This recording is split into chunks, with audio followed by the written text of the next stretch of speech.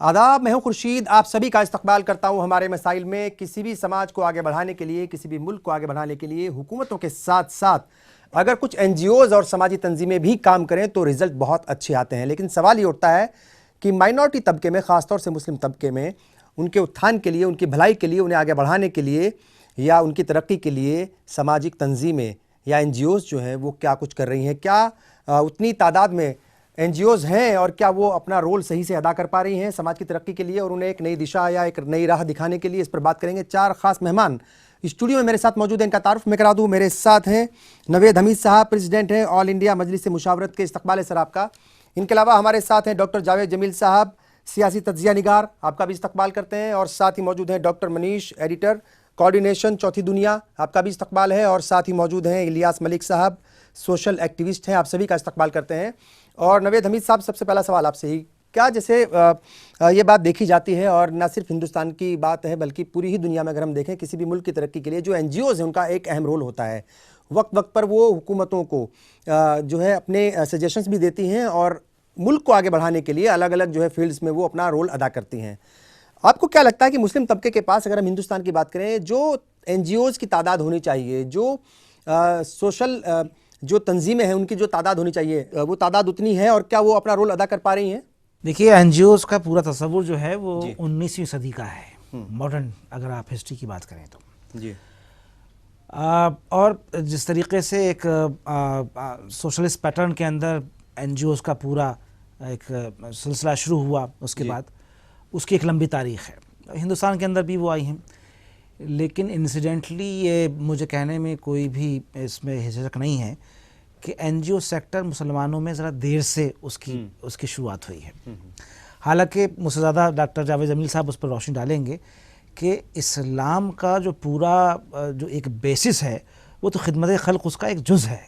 बिल्कुल।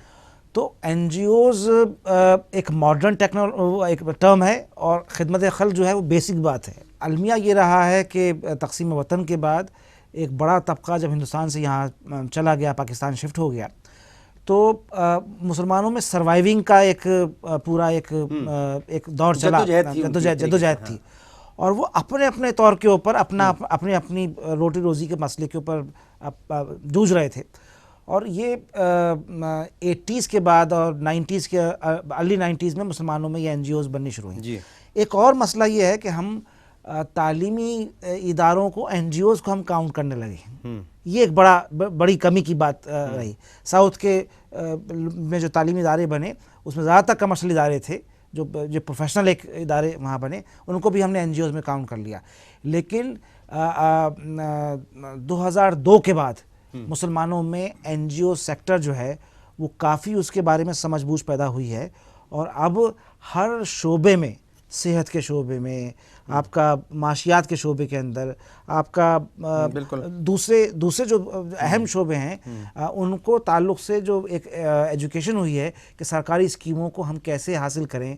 वो जो सरकारी स्कीमें यूपीए के ज़माने में जब निकलनी शुरू हुई और उसने एक एफर्मेटिव एक्शन लेना शुरू किया, तो उसके बाद से थोड़ा सा इसमें बेदारी बढ़ी है और थोड़ा सा जो उन्होंने काम एक्टिव होकर के करना शुरू किया है। डॉक्टर मनीष, आपको क्या लगता है कि चूंकि बात हो रही है माइनॉरिटी तबके की, खासतौर से मुस्लिम तबके की, जो एनजीओज़ का रोल है, हम देखते हैं कि दूसरी कम्युनिटी के अंदर और कुछ ऐसी कम्युनिटीज़ हैं जो बहुत एक्टिव होकर के काम करती हैं, लेकिन मुस्लिम तबके को लेकर आपके क्या ख्यालात हैं? चूँकि आप जो है इस समाज को देखते भी रहे हैं और बहुत नज़दीक से आपने रिपोर्टिंग भी की है, बहुत सारे जो है मज़ामीन भी लिखे हैं, यानी बहुत नज़दीकी से और बहुत बारीकी से समझने की कोशिश की है। लगता क्या है कि जो एनजीओज़ हैं उनका रोल जो होना चाहिए एक समाज की तरक्की के लिए, उसको उसकी फलाह के लिए, उसकी बहबूदी के लिए, वो यहाँ पर भी ठीक वैसे ही उसी अंदाज में अदा किया जा रहा है?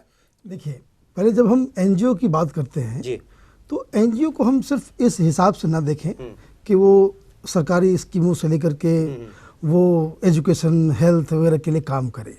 ये सिर्फ एनजीओ सिर्फ उस हिसाब से अगर आप देखेंगे तो आप ये काम तो कोई भी कर सकता है, लेकिन फिर हम क्यों उसे कहते हैं? बिल्कुल। एनजीओ का ताल्लुक जो है वो बेसिकली सिविल सोसाइटी से है। जब हम कहते हैं कि नॉन गवर्नमेंटल ऑर्गेनाइजेशन, वैसे ऑर्गेनाइजेशंस जो सरकार से अलग होकर काम करती हो, बिल्कुल ठीक है, वो दरअसल में सही मायने में एनजीओ है।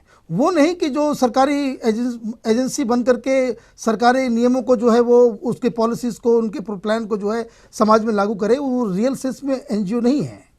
एनजीओ का सीधा सीधा रिश्ता जो है वो सोशल जो सिविल सोसाइटी है, और सिविल सोसाइटी का मतलब जो डेमोक्रेसी का एक बहुत बड़ा माने एक सॉलिड पिलर है कि जिन देशों में डेमोक्रेसी है वहाँ पे आपको इस तरह के जो सिविल सोसाइटी जो है मजबूत मिलेगी। अब हिंदुस्तान में क्या प्रॉब्लम है? हिंदुस्तान में जब हम माइनॉरिटीज़ की बात करते हैं, खास करके मुसलमानों की बात करते हैं, तो जो बीमारी पूरे देश को लगी हुई है वही बीमारी माइनॉरिटी में भी है। और वो बीमारी सबसे बड़ी क्या है? वो ये है कि हम इस दौर में जी रहे हैं जिसमें क्रेडिबिलिटी क्राइसिस बहुत ज़्यादा है। सरकार की क्रेडिबिलिटी नहीं है, नेताओं की क्रेडिबिलिटी नहीं है। कोई व्यक्ति आगे आना चाहता है तो पहले हम सवाल कर देते हैं कि भाई ये किस मनसे से कर रहा है, इसका मकसद क्या है, इसके पीछे का एजेंडा क्या है। बेसिकली जो है हम उस क्रेडिबिलिटी क्राइसिस के दौर से गुजर रहे हैं।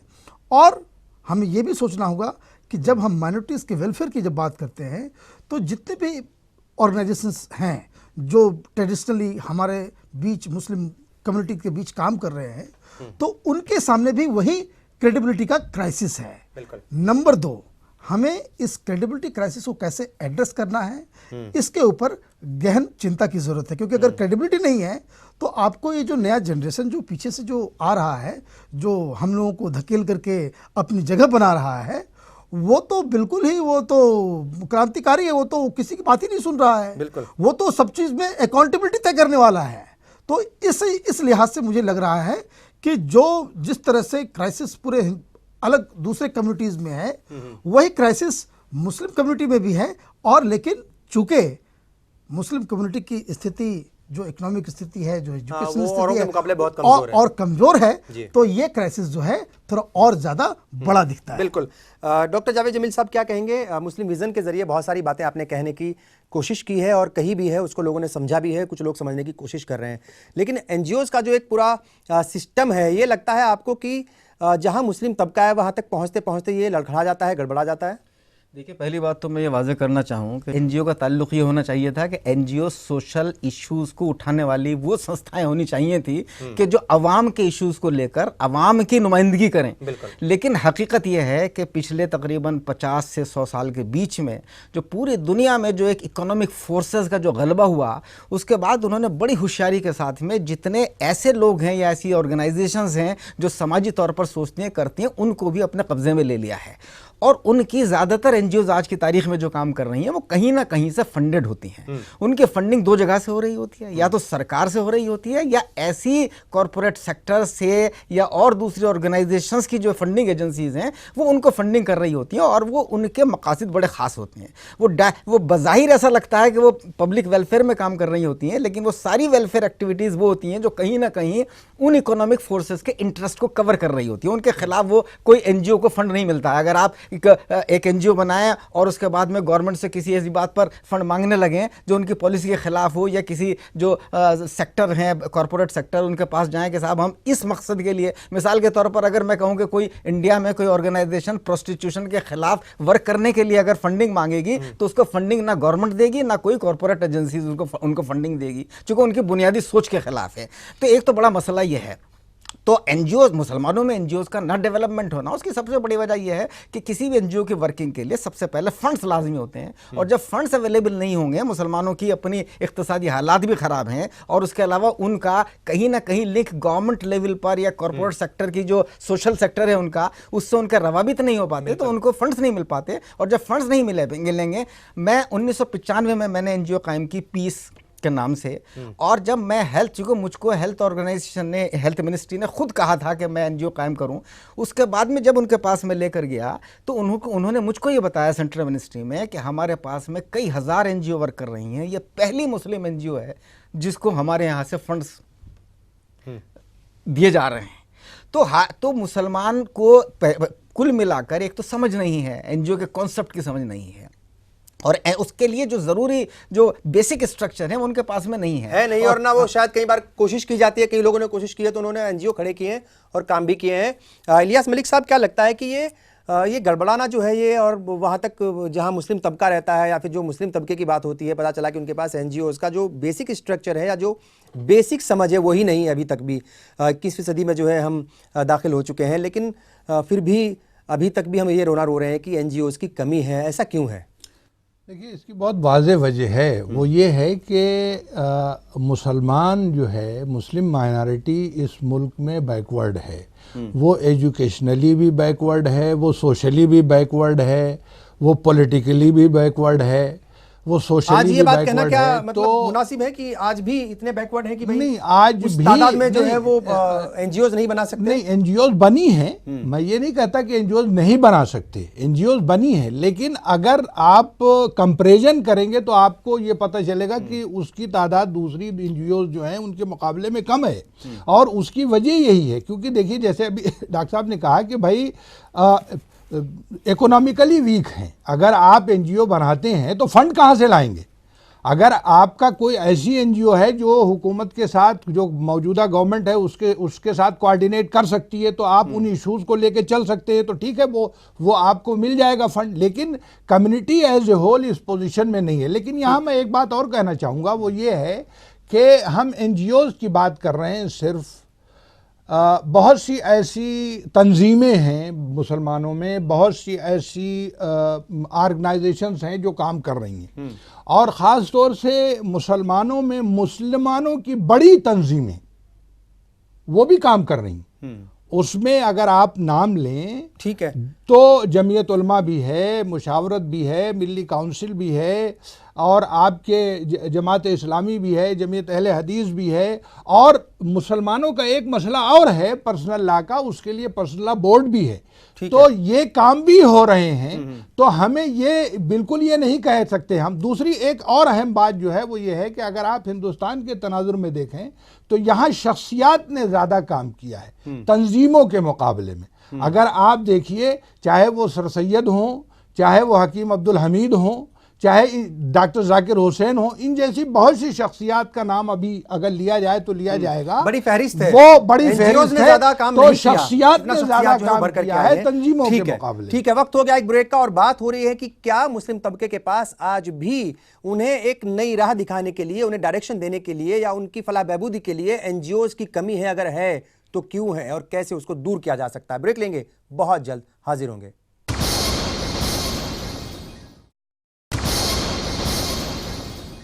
ब्रेक के बाद एक बार फिर आप सभी का इस्तकबाल है। आप देख रहे हैं हमारे मसाइल। बात हो रही है मुस्लिम तबके के पास एनजीओज की कमी क्यों है, वजूहात क्या है और क्या नुकसानात होते हैं, इस पर भी बात हो रही है। और इलियास मलिक साहब, आपसे ही शुरुआत करेंगे। क्या लगता है आपको, बहुत सारे नुकसान होते हैं अगर आपके पास एनजीओज नहीं है, कुछ तंजीमें नहीं हैं, मिली तंजीमें नहीं हैं, तो आपको जो है वो, अगर बात करें सरकारी स्कीम्स की, उन्हीं का पता नहीं चलता। अगर कहीं नुकसान हो रहा है किसी कम्युनिटी का, उसको, उस नुकसान को कम करने के लिए दंगे हो जाते हैं, तो वहाँ पर जो है उनको संभालने के लिए फिर तंजीमें अगर नहीं होती तो कहीं ना कहीं नुकसान ज़रूर होता है। कुल मिलाकर के बात यह है कि अगर आपके पास तंजीमें नहीं है तो आप तरक्की की राह में उस रफ्तार से नहीं दौड़ सकते जितना रफ्तार से दूसरे लोग दौड़ सकते हैं। नहीं, बिल्कुल सही कहा आपने। आज के इस दौर में जहाँ की डेमोक्रेसी है, सही बात यह है कि डेमोक्रेसी में तो ये जो एनजीओज हैं और ऑर्गेनाइजेशंस हैं, इनका बहुत बड़ा रोल है। और ये जो हैं, ये ऐसे, चाहे वो एजुकेशन की फील्ड हो, चाहे वो हेल्थ की फील्ड हो, चाहे जैसे अभी आपने जिक्र किया, कहीं फसाद होता है, कहीं आग लग जाती है, कहीं और कोई क्राइसिस आती है, कुदरती कहर तो कुदरती कहर हो जाता है, कहीं जल्जला आ जाता है, कुछ भी हो जाता है, उसमें ये ऑर्गेनाइजेशंस, ये एनजीओज जो हैं, यही मेन रोल अदा करती हैं, आगे बढ़ करके जाके काम करती हैं।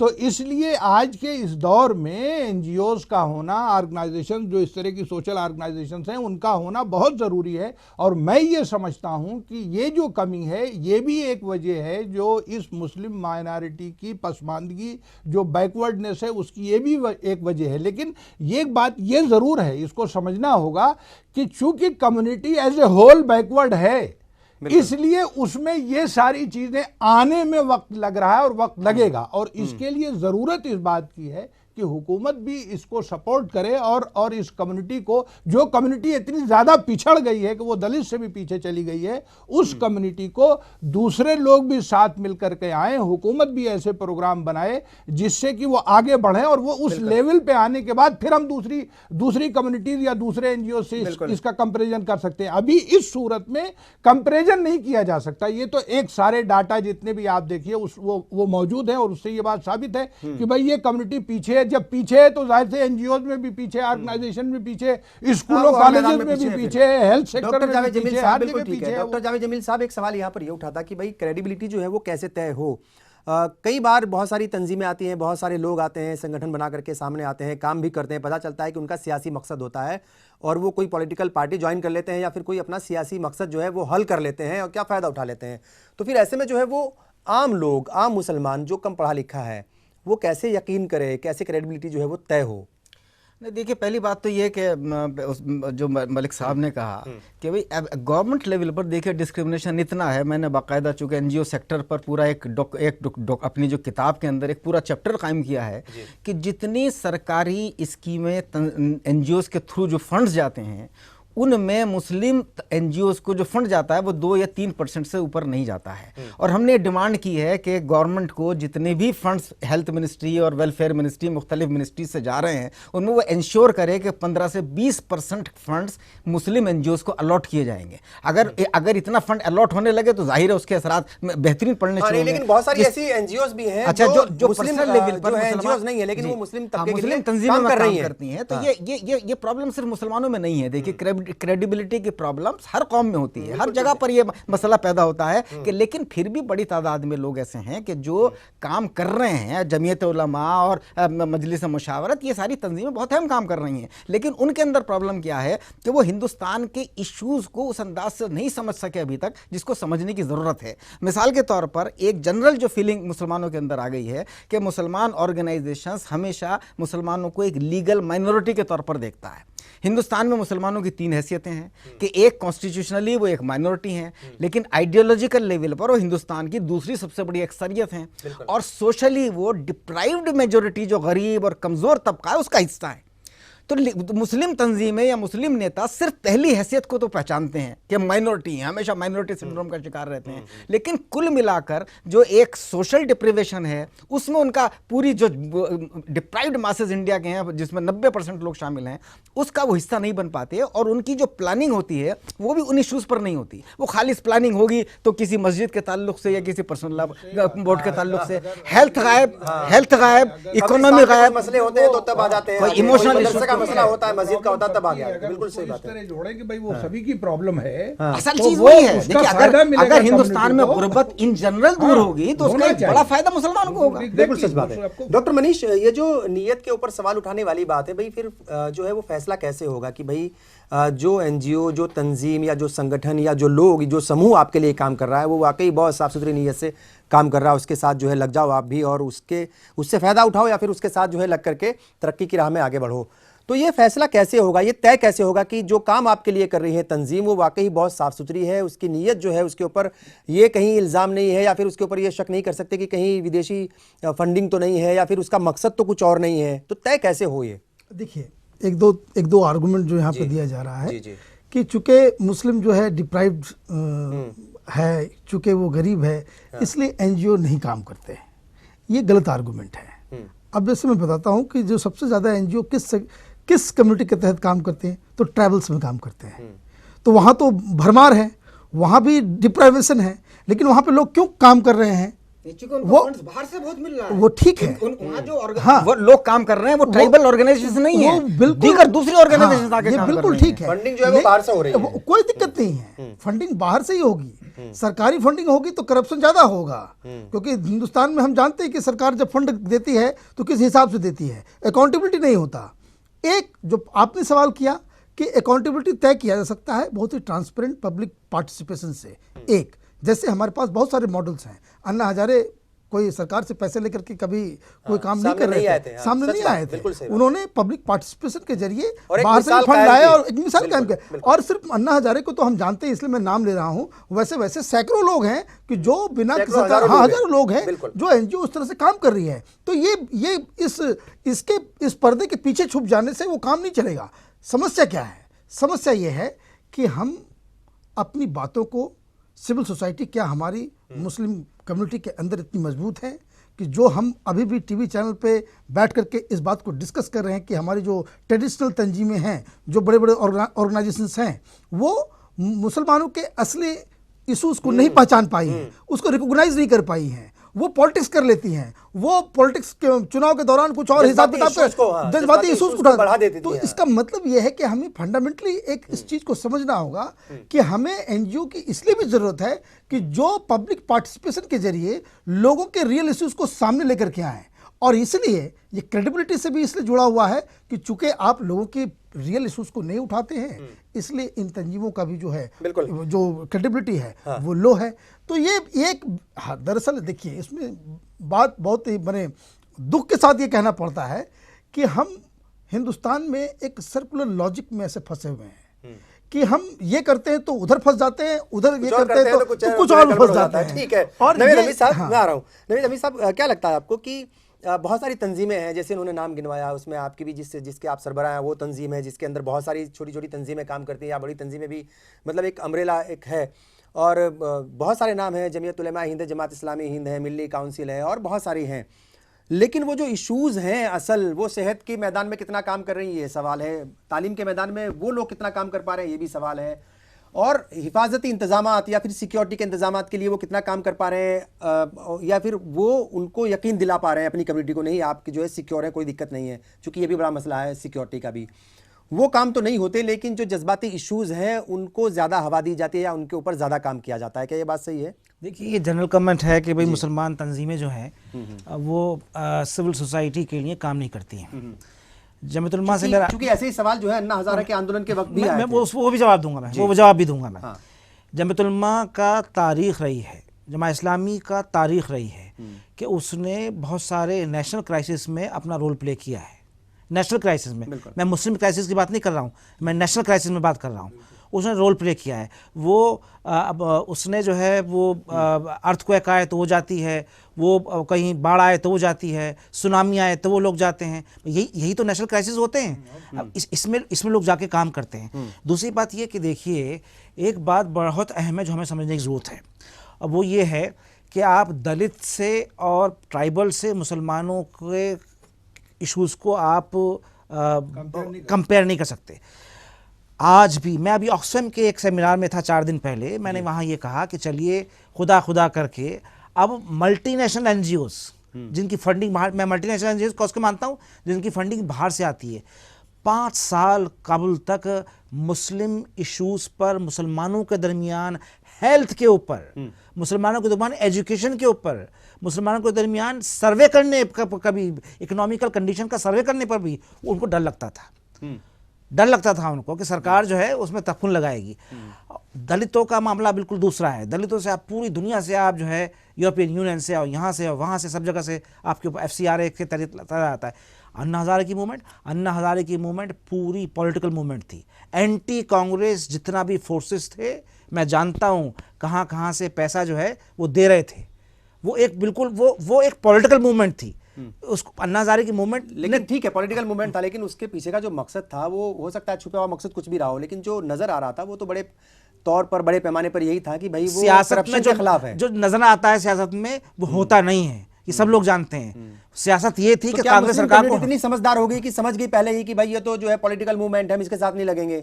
मोटे तौर पर नहीं लगे। इसलिए नहीं लगे जो कि RSS के बड़े बड़े फेसेस जो थे वहां पे उनके साथ खड़े हुए थे। पर अगर कहीं मुल्क की हिफाजत की बात है, कहीं मुल्क के मसले की बात है, कहीं तरक्की की बात है, कहीं करप्शन की बात है, करप्शन को खत्म करने की बात है, तो भाई आना चाहिए, वो चाहे RSS हो या दूसरे लोग। हमने देखा है कि बहुत सारे मसलों पर या बहुत सारे वक्त पर RSS, जमात इस्लामी हिंद, जमीयत उलमा हिंद सब मिलकर के काम करते हैं, उनके कारकुनान तब कोई देखिए दिक्कत नहीं देखिए होती। मैं अपने तौर पे आपको अब ज़ाती राय बताऊं, जी। मैं समझता हूं कि फाइनेंशियल करप्शन से ज़्यादा आइडियोलॉजिकल करप्शन जो है ठीक वो है। ज़्यादा खतरनाक है। चलिए बहरहाल वक्त हो गया एक और ब्रेक का, और ब्रेक लेंगे और हाजिर होंगे तो जानने की कोशिश करेंगे कि कोऑर्डिनेशन की भी कमी है क्या। मुस्लिम तंजीमें एक तो कम है, और अगर हैं भी तो क्या आपस में कोऑर्डिनेशन नहीं है, जिसकी वजह से जो अच्छी बातें हैं या जो अच्छे काम हैं वो होते होते रुक जाते हैं।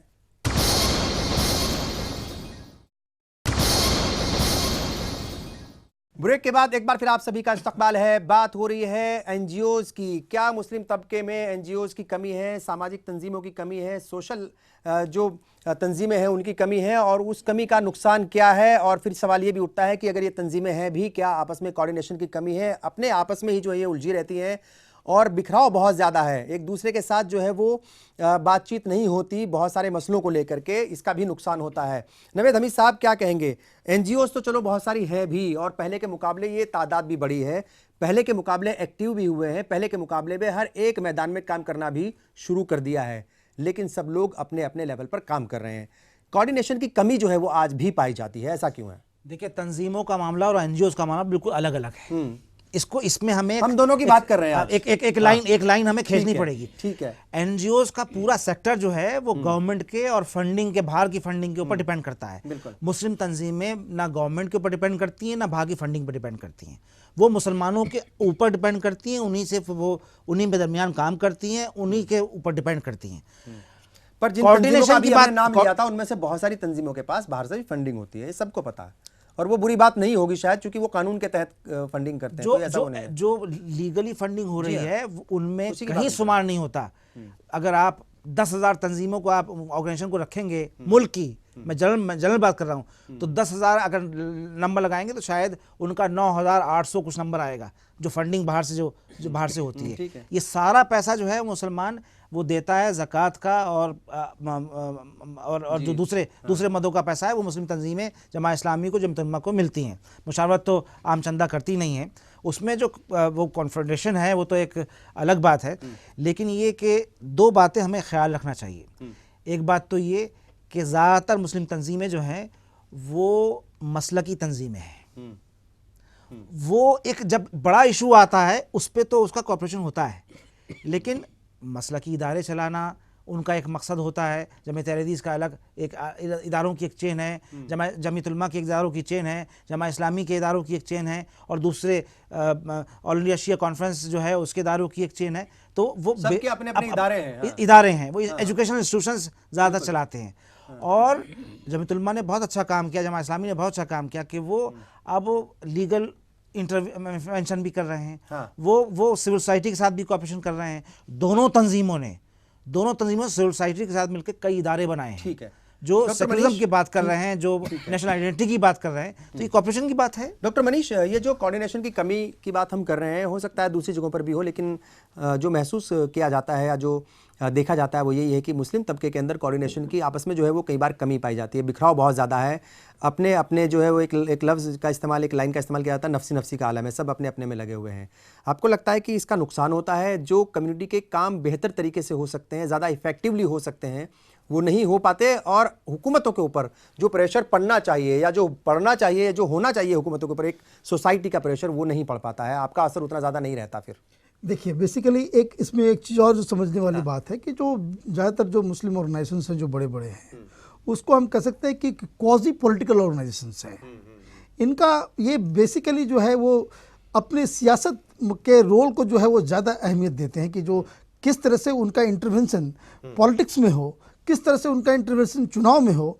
और ये वजह है, इसका मूल वजह है, इसी वजह से जो है कोऑर्डिनेशन में भी कमी आपको कभी कभी नज़र आती है। और चूँकि जैसा कि आप सब लोग इस बात से एग्री कर रहे हैं कि छोटे छोटे इशूज़ को हम नहीं उठाते, जो रोज़मर्रे की ज़िंदगी की जो इशूज़ हैं, जो एनजीओज़ को काम ही है पूरे दुनिया में, जो न्यू सोशल मूवमेंट जो पूरी दुनिया में चल रही है, वो छोटे छोटे इशूज़ उठाते हैं। जब आप देख लीजिए कि हिंदुस्तान में जो बड़े बड़े एनजीओज़ हैं, चाहे वो मेधा पाटकर हो या फिर अन्ना हजारे हो, चाहे कोई भी हो, वो क्या कर रहे हैं, वो छोटे से इशूज़ को उठा रहे हैं। या अरविंद केजरीवाल जब पॉलिटिक्स में आने से पहले वो सुंदर नगरी में काम कर रहे थे, पूरे देश ऑल इंडिया काम नहीं कर रहे थे वो, लेकिन उनका नाम बड़ा था। जैसे नर्मदा के कुछ गांवों को लेकर के वो नर्मदा बचाओ आंदोलन शुरू हो गया, मेधा पाटकर जी ने एक गांव को सिर्फ सुधारा अन्ना हजारे ने, और वो एनजीओ उस छोटे छोटे जगहों पे जाकर के छोटे छोटे मसलों को उठाने का नाम ही एनजीओ है। और हमने देखा है कि हाँ। वो कोऑर्डिनेशन भी काफी अच्छा रहता है, आपस में कई सारे हाँ, लोगों के साथ मिलकर के चूंकि वो इश्यूज छोटे छोटे होते हैं, लोकलाइज्ड होते हैं, इसलिए वो नेशनल लेवल पे उनका एक चेन बन जाता है, इसलिए उनके बीच में कोऑर्डिनेशन होता है। लेकिन जब हम बड़े बड़े इश्यूज को लेकर के और आइडियोलॉजिकल और पॉलिटिकल पोजीशंस को लेकर के हम जब मुद्दे को हम एनालाइज करते हैं या सपोर्ट करते हैं या रिजेक्ट करते हैं, तब उसमें जो है। एक बात और मैं कहना चाहूँगा, उन्होंने कहा कि अभी कि जो अन्ना हजारे का जो आंदोलन था वो पूरी तरह से आरएसएस के कैप्चर में था, ये सत्य तो एक तो नहीं है। दूसरी बात ये कि जब अन्ना हजारे का आंदोलन शुरू हुआ था तो ये मैं इसको बहुत मैंने रिस्पॉन्सिबिलिटी के साथ कह सकता हूँ, ये कतई पॉलिटिकल नहीं था। आगे चलकर इसका प्रारूप पॉलिटिकल होता गया, लेकिन शुरू में नहीं था।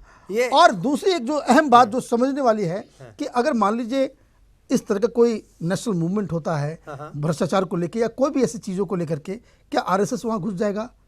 तो सारे मुसलमानों से पीछे भाग जाएंगे। ठीक है, बिल्कुल। अगर ये आर्गुमेंट अगर हम देंगे और अगर यही काम अगर हम करेंगे, तब तो हम इसका मतलब कि आरएसएस को हम खुला छूट दे रहे हैं कि वो हर जगह घुस जाने का। डॉक्टर जावेद जमील साहब, क्या लगता है कि ये कोऑर्डिनेशन की अगर कमी है, इससे नुकसानात होते हैं, वो भी अपनी जगह पर हैं, क्या कहीं इस वजह से तो नहीं है कि खुद के इंटरेस्ट रहते हैं वो सभी तंजीमों के या सभी एनजीओज के?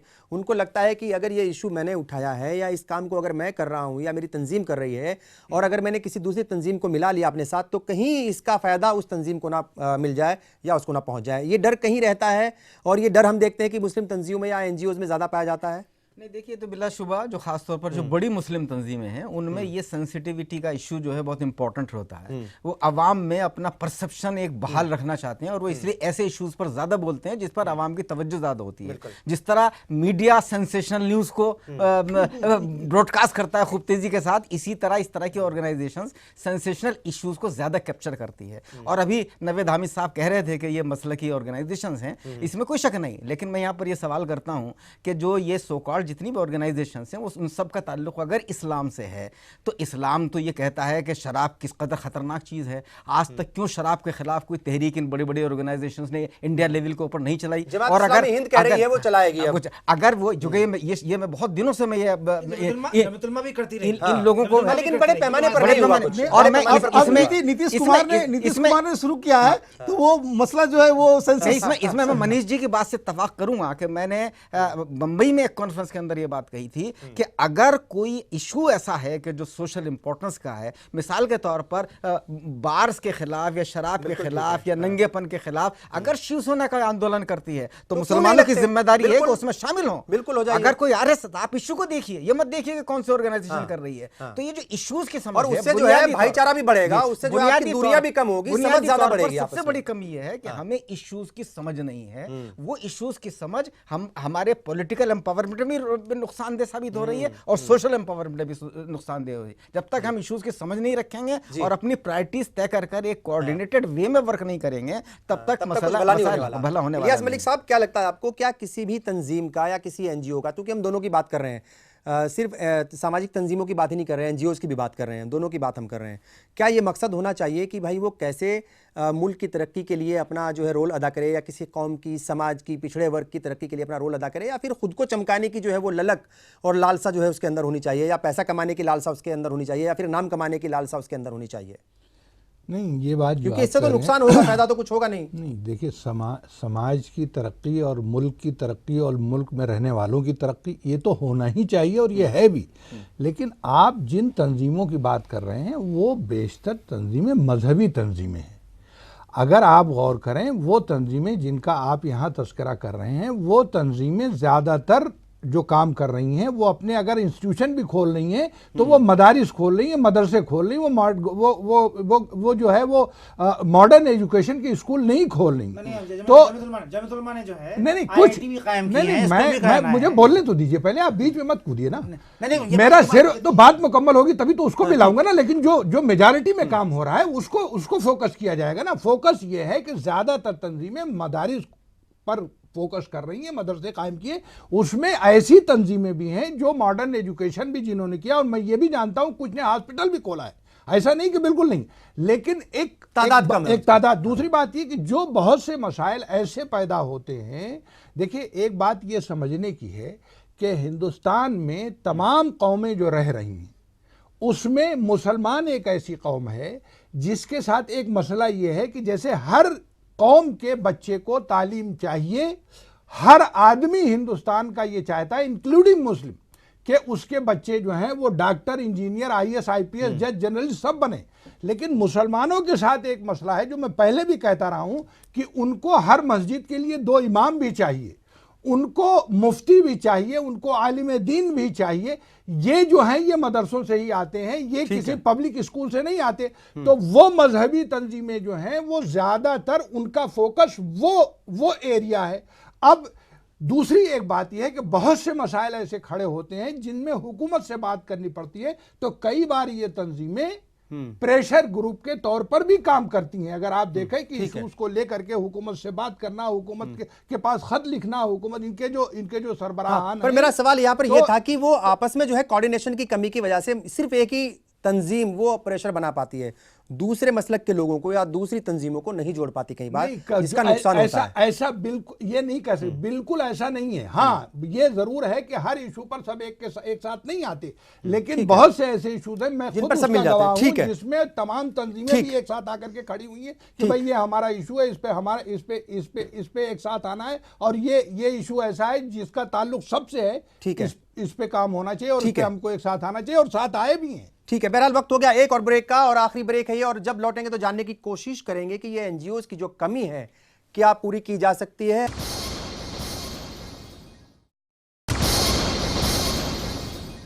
ब्रेक के बाद एक बार फिर आप सभी का इस्तकबाल है। आप देख रहे हैं हमारे मसाइल। बात हो रही है एनजीओज की और तंजीमों की, किस तरीके से एनजीओज और कुछ तंजीमें, सामाजिक तंजीमें, वो मिलकर के किसी मुल्क की तरक्की का जो है वो काम अदा करती हैं या कर सकती हैं, या फिर एक कम्युनिटी की अगर हम बात करें मुस्लिम तबके के पास एनजीओज की या सामाजिक तंजीमों की अगर कमी है तो उसको कैसे दूर किया जा सकता है। नवेद हमीद साहब क्या कहेंगे, किस तरीके से काम किया जाना चाहिए और कैसे कोऑर्डिनेशन भी हो आपस में, और तंजीमें जो है वो नई भी आएँ मैदान में काम करने के लिए। देखिए, तंजीमों का कोऑर्डिनेशन हो, इस पर कोई उसको क्वेश्चन मार्क नहीं लगा सकता। बेसिक बात यह है कि अगर मुसलमानों के दरमियान तंजीमें, एनजीओज बनाना है, मैं एनजीओज की बात कर रहा हूँ, तो आपको सोशल लीडरशिप डेवलप करनी होगी। मुसलमानों में सोशल लीडरशिप डेवलप नहीं हो रही है, ये एक बड़ा अलमिया है पिछले 70 बरस के अंदर, तो बिल्कुल ही नहीं हुई है। और हम सब लोग जो हैं कोशिश ये करते हैं कि भाई हम सोशल लीडरशिप डेवलप ना होने दें। जो एस्टैब्लिश्ड ऑर्गेनाइजेशंस हैं वो ये कोशिश करती हैं। दूसरी बात ये कि हमें ये बात समझनी होगी कि सिर्फ सरकार पे इन्हिसार हमें नहीं करना है। बिल्कुल ठीक है। हमें अपने आप, जो इस्लाम का पूरा मकसद था खिदमत खल्क का, कि ये आपके घर में खाना नहीं है, बराबर के घर में भी नहीं है, तो आप अपना खाना उठा के जो है वो बराबर वाले को भेज दें, तो यही जज्बा तो खिदमत खल्क का है, खुद ही को मानने का है। जब खुद ही को मानने का की तरबियत नहीं दी जाएगी मुसलमानों में, या वो जज्बा नहीं होगा, तो वो उसमें वो कुछ हो नहीं सकता है। क्या कहेंगे इलियास मलिक साहब, ये जो कमी है इसको भी दूर करना है, और कहीं ना कहीं जैसे एक सवाल उठा है कि भाई आप पॉलिटिकल लीडरशिप तो आपके पास है ही नहीं, लेकिन सोशल लीडरशिप भी जो है वो नहीं है, क्योंकि शायद लोग अपने आप में जो है वो खोए रहते हैं। अपनी जद्दोजहद जो है खुद की ज़िंदगी को जीने के लिए वो इतनी बड़ी है, बच्चों को पढ़ाना है, घर चलाना है, वो खुद का काम करेगी, जो है समाज का काम करें। तो कहीं ये भी वजह है कि जिस तरीके से भागती दौड़ती ज़िंदगी में दूसरों के लिए वक्त नहीं है, उस वक्त को लाया कहाँ से जाए? नहीं, इसमें देखिए असल बात क्या है कि हमारी एक दो बातें बहुत अहम हैं। एक तो ये अहम है कि हमारे अंदर एक ये बात पैदा हो गई कि भाई ये जो तंजीमें हैं इन्हीं की सारी जिम्मेदारी है। तो पहली बात तो ये कि वो ये सोच को बदलना होगा, सोच को ये बदलना होगा कि उसमें जिम्मेदारी हमारी भी है, और लीडरशिप तभी डेवलप होती है। देखिए, लीडरशिप, अगर पॉलिटिकल लीडरशिप की आप बात करते हैं तो ये तहरीक से डेवलप होती है। जितने भी लीडर बने हैं, अगर आज आप देख रहे हैं, अभी जिक्र आया यहाँ केजरीवाल का, अभी जिक्र आया अन्ना हजारे का, ये सारे लोग तहरीक से निकले। इससे पहले भी जो लीडर निकले वो तहरीक से निकले। तो जो लोग भी हैं वो अगर आगे आए और काम करेंगे तो उसी में से लीडर भी बनेगा, उसी में से सोशल लीडर भी बनेगा, उसी में से पॉलिटिकल भी बनेंगे। लेकिन एक ये सोच जो है कि भाई ये जिम्मेदारी जो है वो उन तंजीमों की है, वो कोई मसला हो तो वही हल करेंगी, ऐसा नहीं है। उनकी भी एक लिमिटेशन है, उससे बाहर वो कितना काम करेंगी।